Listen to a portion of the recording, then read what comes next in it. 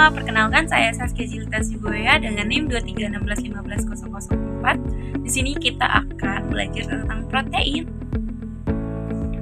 Protein merupakan urutan linear dari residu asam amino yang terhubung melalui kotak peptida.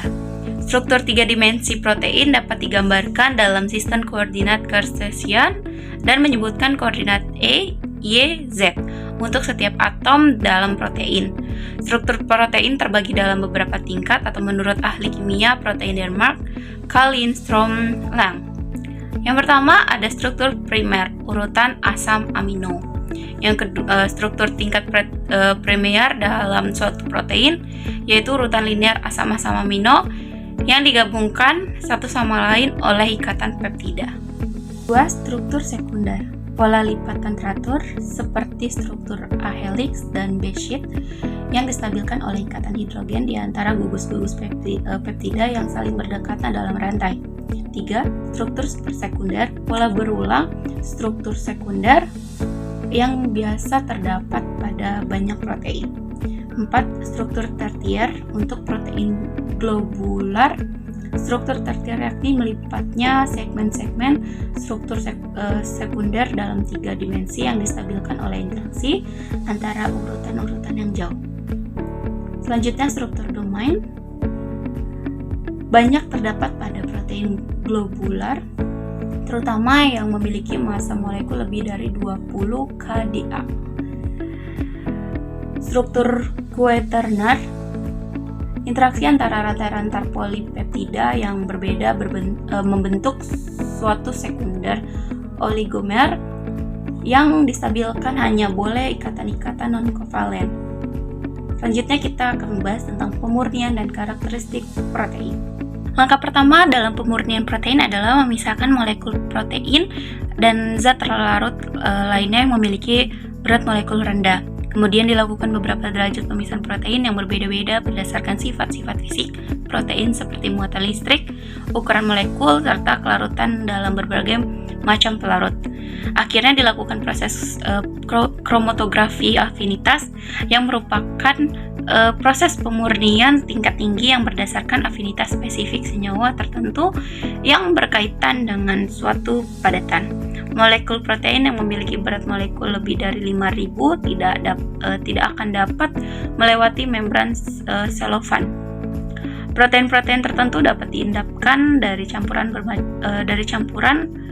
bermacam-macam protein. Pengendapan dilakukan dengan menambahkan zat kimia tertentu, yakni garam netral, amonium sulfat, pelarut organik seperti etanol dan atau aseton. Lalu atau zat pengendap seperti asam trichloroacetat. Pemisahan protein berdasarkan ukuran bisa dilakukan menggunakan teknik filtrasi gel. Teknik ini tergantung pada kemampuan molekul protein untuk berdiri full suatu kolom. Bahan gel yang biasanya dipakai adalah dekstran atau polimer dari glukosa yang berbentuk butiran kecil. Bahan ini dijual dengan nama komersial Cepadex yang terdapat dalam berbagai ukuran pori-pori. Insulin adalah protein yang pertama kali diurutkan susunan asam aminonya secara lengkap, yakni oleh F. Sanger di tahun 1953. Dan asam amino ini pertama dalam urutan suatu peptida atau residu ujung N. Biasa ditentukan dengan cara mereaksikan peptida dengan fenilisothiacianat. Salah satu cara yang sering digunakan untuk memotong polipeptida menjadi fragmen-fragmen yang lebih kecil adalah dengan hidrolisis oleh enzim tripsin.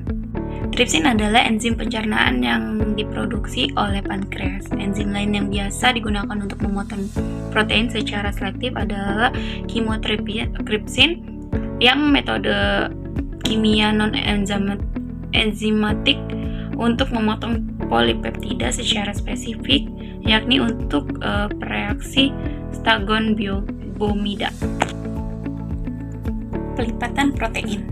Interaksi dipolar dikenal sebagai interaksi Van de Waals Interaksi ini bersifat lemah dan berjarak dekat. Apabila atom-atom dalam interaksi van der Waals berada terlalu dekat, yang dibuat satu sama lain akan menjadi tolakan. Interaksi hidrofob merupakan suatu gaya yang penting dalam pelipatan protein globular yang terlarut dalam air, sehingga dapat dirumuskan aturan umum. Residu hidrofob cenderung terbungkus di bagian interior protein sehingga meminimalisirkan kontaknya dengan air.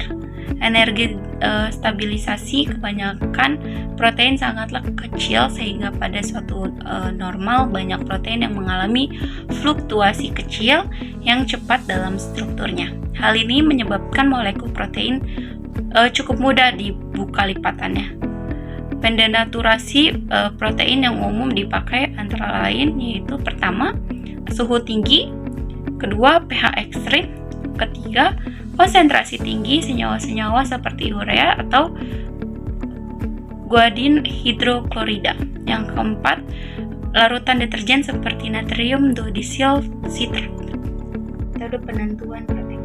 Sebagian besar informasi struktur protein didapat dari analisis kristalografi sinar X pada kristal protein serta dari analisis spektroskopi.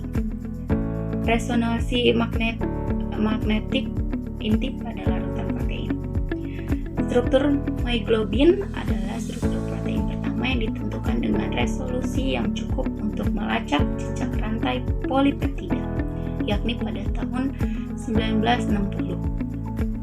Penggunaan sinar X yang paling utama adalah pada sampel kristal tunggal. Kelebihan dan kekurangan kristalografi protein. Yang pertama ada teknik ini bisa diterapkan untuk bermacam-macam sampel, antara lain protein, enzim, asam nukleat, dan virus. Teknik ini tidak tergantung pada ukuran molekul. Yang kedua, tidak semua protein bisa dikristalis.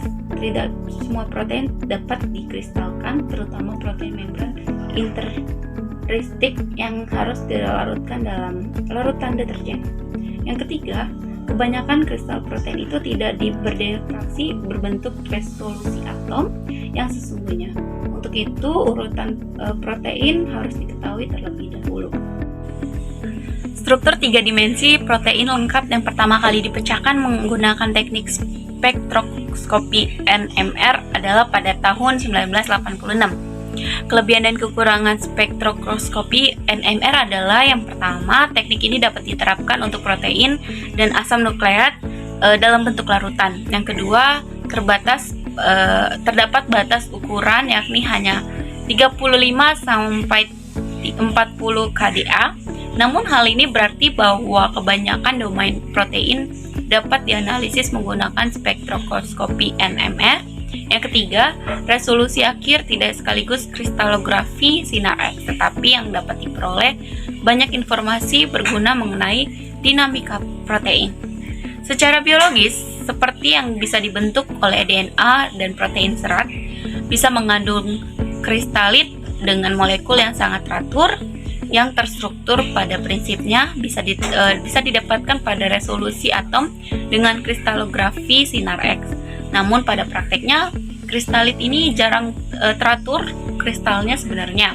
Dan untuk menemukan atom individu perlu untuk memasukkan kecocokan stereokimia dalam analisis sinar Y sehingga strukturnya dapat diperbaiki oleh pemodelan molekul.